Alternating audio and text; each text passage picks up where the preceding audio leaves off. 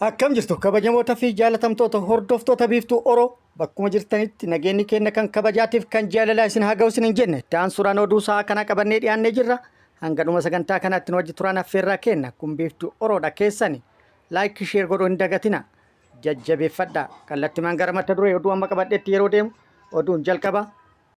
Strike yookaan haleellaa yookaan immoo lagannaan ogeeyyii fayyaa akka guutuu biyyattiitti itti fufee jira. Lagannaan kun erga eegalee torbaan lammaffaa isaa keessa jira. Mootummaanis deebisuu harkifatee jira. Lagannaa kanaan wal qabatee kaffaltii mindaa ogeeyyii fayyaa kan doktorootaatii fi narsoota biyyoota ollaatii fi kan Itoophiyaa wal bira qabee dhiyeessee jira. Waan baay'ee nama dinqisiisudha. Isin biraan ga'anii argitu.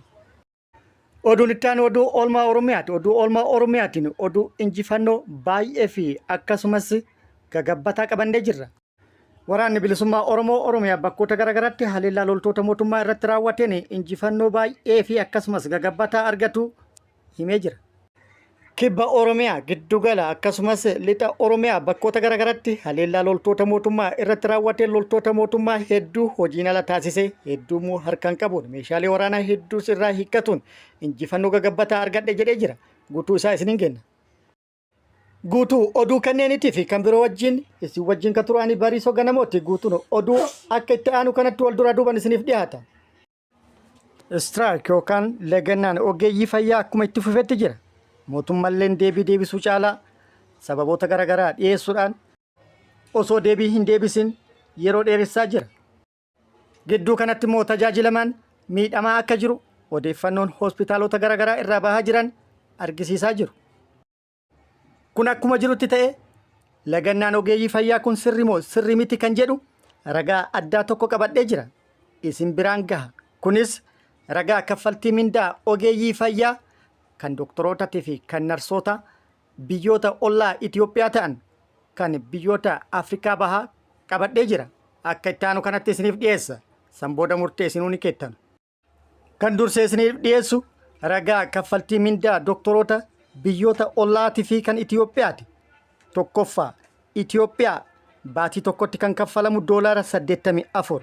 Taanzaaniyaa kaffaltiin mindaa baatii tokko kan giddugaleessaa doktora tokko $519. Ruwaandaa kaffaltiin mindaa doktora tokko baatitti $524. Yugaandaa $1,478. Keeniyaa $1,891. Ka Itoophiyaatti wal bira qabne yoo laallu Keeniyaan $1,800 fi $7 ka Itoophiyaa caalti. Yugaandaan immoo $1,394 Itoophiyaa caalti. Ruwaandaan $440 akkasumas Taanzaaniyaan $435 Itoophiyaa caalu. Kaffaltii mindaa narsoota immoo wal bira qabne yoo laallu ka Itoophiyaan kafaltu ji'atti $67. Keeniyaan ka kafaltu $658. Ruwaandaan giddugaleessan kan kafaltu $419. Akkasumas Taanzaaniyaan kan kafaltu baatitti $253. Ugaandaan kan kafaltu baatitti $163. Garaagarummaan jiru gabaabamatti Itoophiyaan $67 yoo kaffaltu biyyoonni ollaa keenya isiin xiqqoo kaffaltu $163. Kuni garaagarummaa guddaadha.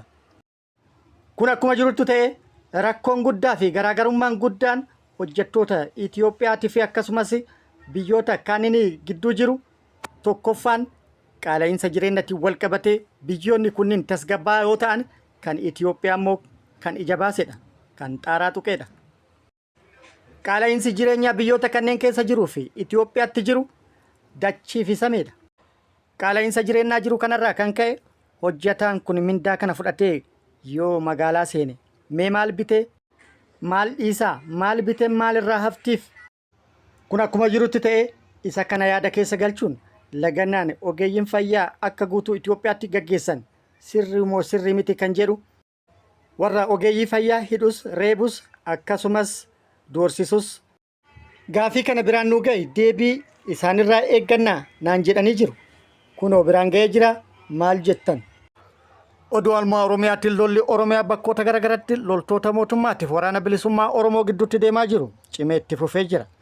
kibba Oromiyaatti injifannoo ajaa'ibaa argadhe jedhee jira. Waraanni bilisummaa Oromoo akkasumas giddu galaa fi lixaa Oromiyaatti bakkoota garaagaratti injifannoo kan argate yoo ta'u, bakkoota garaagaratti injifannoo argate kanaan injifannoo dorgommii hin qabne jechuudhaan ibsee jira.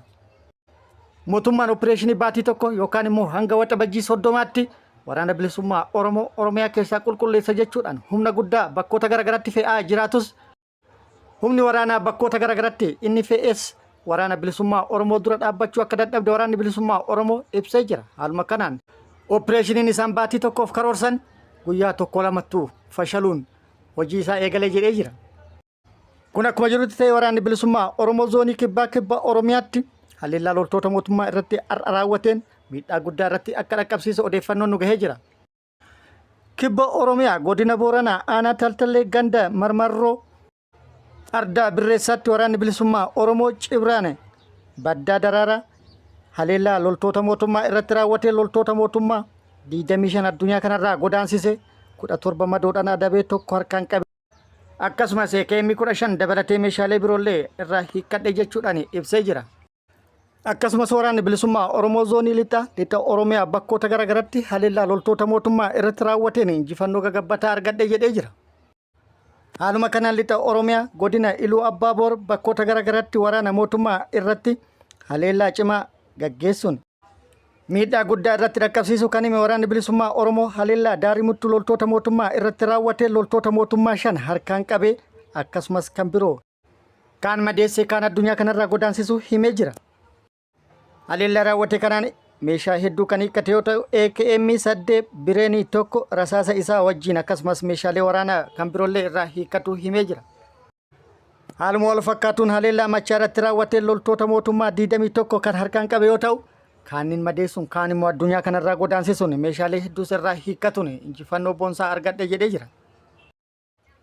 Achuma zoonii lixaa Qeellam Wallaggaa aanaa Hawaa Galaanitti loltoota mootummaa irratti haleellaa cimaa akka raawwatee fi injifannoo olaanaa akka argate waraanni bilisummaa Oromoo beeksisee jira.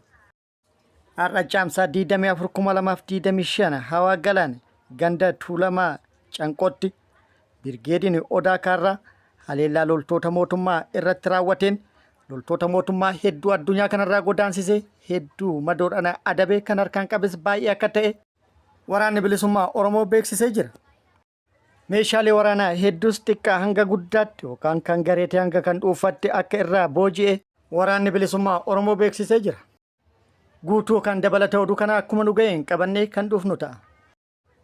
Achuma zoonii lixaa Wallagga Bahaa aanaa Guutoo Giddaatti guyyaa kaleessaa jechuun caamsaa 23/2025 haleellaa loltoota mootummaa irratti raawwateen miidhaa guddaa loltoota mootummaa irratti dhaqqabsiisuun injifannoo boonsaa argadhe jedhee jira. Aanaa Guutoo Giddaa ganda jireenya iddoo addaa Qilxuu Farajaa jedhamutti haleellaa loltoota mootummaa irratti raawwatee loltoota mootummaa 5 battalumatti addunyaa kanarraa yoo godaansisu 12 madoodhaan akka adabe odeeffannoon gara sirraa nu geettee ibsitee jirti.